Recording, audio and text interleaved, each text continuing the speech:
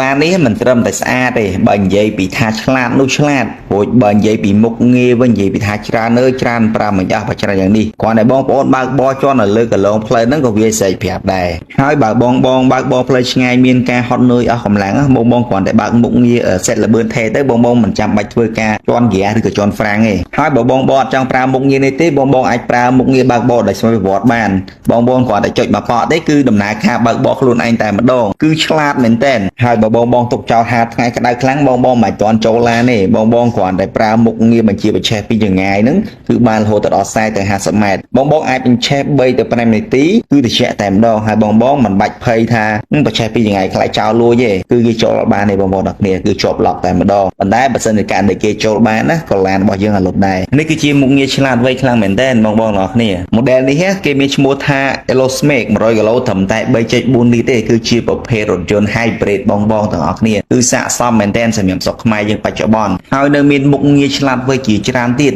មានដូចជាកាមេរ៉ា540ដឺក្រេ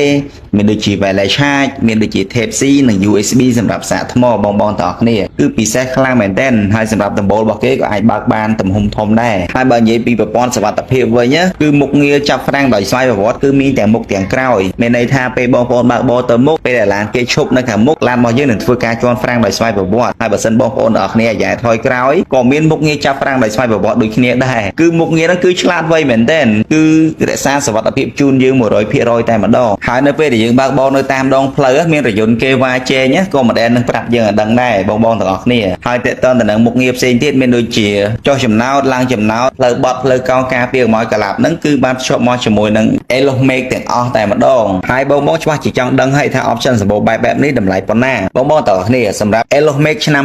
2025នេះតម្លៃពេញ $36,900 ឥឡូវនេះបញ្ចុះតម្លៃហើយនៅសល់តែ